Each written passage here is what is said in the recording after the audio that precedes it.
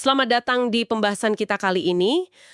Berdasarkan materi yang Anda bagikan, kita akan coba selami topik yang cukup rumit ya, yaitu hubungan antara Talmud, pandangannya soal Yesus, dan gimana ini nyambung ke em, apa ya, rencana Tuhan buat bangsa Israel menurut sumber-sumber ini. Iya, betul. Teks-teks ini kan menyoroti Talmud ya, kitab sentral Yudaisme Rabinik pasca kehancuran Bait Suci. Dijelasin juga kenapa pandangannya soal Yesus itu, wah beda banget sama perjanjian baru. Nah, kita juga mau lihat gimana menurut materi ini, Tuhan itu diyakini tetap punya rencana khusus buat Israel. Oke, mari kita bedah bareng-bareng. Siap. Jadi, misi kita hari ini ya, itu memahami inti perbedaannya, baik teologis maupun historis, sambil coba lihat gambaran besarnya soal peran Israel dalam narasi ilahi seperti yang ada di catatan Anda itu. Oke, kita mulai dari dasarnya dulu deh. Talmud itu apa sih sebenarnya? Materi Anda bilang ini bukan kitab narasi kayak Alkitab gitu ya? Betul, betul. Jadi Talmud itu teks utama Yudaisme Rabinik, tradisi Yahudi yang berkembangnya itu setelah kehancuran Bait Suci yang kedua. Hmm, Isinya itu, secara garis besar, ada dua bagian utama. Ada Mishnah, itu kayak kodifikasi hukum lisan Yahudi, kira-kira selesai tahun 200 Masehi. Terus ada Gumara. Nah ini diskusi dan penjelasan para rabi soal Mishnah tadi. Ini selesainya belakangan, sekitar tahun 500 Masehi. Udah jadi fondasi hukum dan etika Yahudi berabad-abad. oke, jadi isinya hukum dan diskusi ya. Nah, ini nih bagian yang bikin penasaran.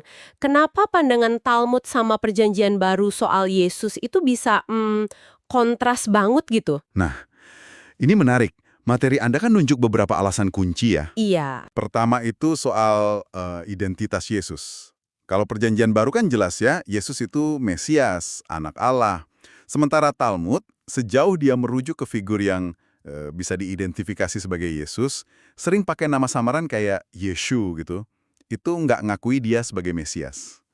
nggak ngakui ya? Bahkan ada bagian yang kesannya ya agak negatif gitu. Kenapa? Nah, menurut pandangan Rabi yang dikutip di materi Anda, Mesias sejati itu belum datang. Tanda-tandanya kayak perdamaian dunia gitu, belum kelihatan. Terus klaim ketuhanan Yesus itu, wah, itu dianggap menantang banget prinsip utama Yudaisme. Monoteisme absolut. Tauhid, Tuhan itu Esa. Oh, jadi akarnya di ekspektasi mesianik yang beda sama doktrin dasar soal keesaan Tuhan ya?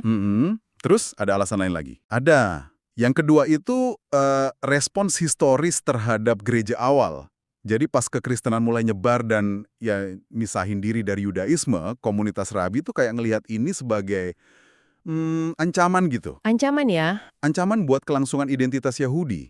Nah, materi Anda nunjukin kalau beberapa teks di Talmud yang nolak Yesus itu bisa dilihat sebagai upaya buat neguhin batas-batas komunitas Yahudi. Jadi ini bukan cuma debat teologis murni, tapi ada dinamika sosial historisnya juga di situ, gitu. Oke, jadi ada nada polemisnya karena situasi saat itu ya, paham. Terus gimana soal hukum Taurat? Itu kan penting banget. Nah, itu poin ketiga. Penting banget.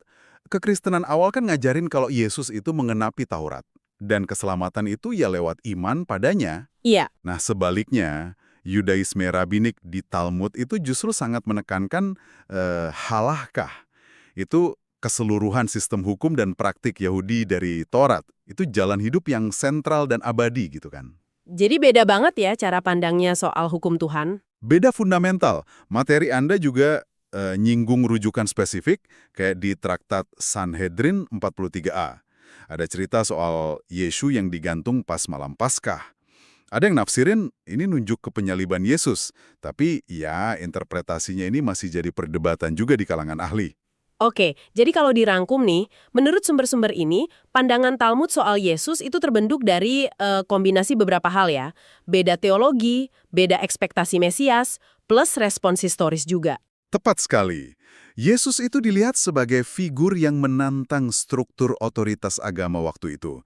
Dan pemisahan kekristenan itu mendorong para rabi buat ya mengkonsolidasikan identitas Yahudi, termasuk dengan menolak klaim-klaim soal Yesus. Tapi, nah ini menariknya, materi Anda nggak berhenti di konflik ini aja kan? Ada sisi lain yang diangkat soal rencana Tuhan buat Israel lepas dari sejarah ini. Gimana tuh penjelasannya? Nah, ya. Di sini ditekankan satu keyakinan penting, bahwa Tuhan itu nggak batalin janjinya ke Israel. Ada kutipan dari Roma 11 ayat 29 itu, sebab Allah tidak menyesali kasih karunia dan panggilannya. Intinya gitu. Hmm, Jadi, perjanjian Tuhan sama Abraham, kayak di Kejadian 12, di mana Israel dipilih jadi berkat buat semua bangsa, itu diyakini tetap berlaku. oh jadi peran Israel sebagai saluran berkat itu masih ada gitu ya, keyakinannya? Iya, tujuannya itu seperti dinubuatkan di Yesaya 49 ayat 6, supaya Israel jadi terang bagi bangsa-bangsa. Nah, misi ini menurut pandangan di materi Anda, puncaknya ya di Mesias yang lahir dari Israel itu. Dan yang penting lagi nih, ada keyakinan kuat soal pemulihan Israel di akhir zaman. Jadi meskipun pernah patah karena ketidaktaatan, ada analogi di Roma 11 soal ini, tapi ada nubuatan soal kebangkitan rohani, kayak gambaran tulang kering yang hidup lagi di Yehezkiel 37 itu. Wow. Dan ada keyakinan bahwa seluruh Israel akan diselamatkan, kayak di Roma 11:26. Ini dipahaminya sebagai, ya nanti akan ada penerimaan besar-besaran Yesus sebagai Mesias oleh orang Yahudi, dan mereka punya peran sentral di masa depan. Materi Anda bahkan nyinggung perkembangan zaman modern ini sebagai tanda-tanda awal pengenapannya ya? Betul, disebutin dua hal spesifik. Pertama, kembalinya bangsa Yahudi secara fisik ke tanah leluhur mereka, dengan berdirinya negara Israel modern. Kedua, tumbuhnya gerakan Yahudi Mesianik. Itu komunitas orang Yahudi yang percaya Yesus atau Yeshua, nama Ibraninya, sebagai Mesias, tapi mereka tetap pegang identitas dan praktik Yahudi mereka. Oke, jadi apa nih kesimpulannya buat Anda yang lagi dengerin?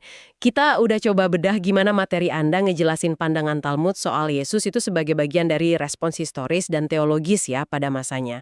Tapi di sisi lain, sumber yang sama juga negasin keyakinan soal rencana kekal Tuhan buat pemulihan Israel dan peran penting mereka di masa depan. Intinya sih, kita lihat ada lapisan kompleksitas sejarah dan teologi di sini ya. Penolakan Yesus dalam tradisi rabinik itu berjalan paralel dengan keyakinan yang diangkat di materi ini soal kesetiaan Tuhan yang nggak goyah pada janjinya buat Israel. Jadi nggak hitam putih gitu aja. Nah, sebagai penutup, mungkin ini bisa jadi bahan refleksi nih buat Anda.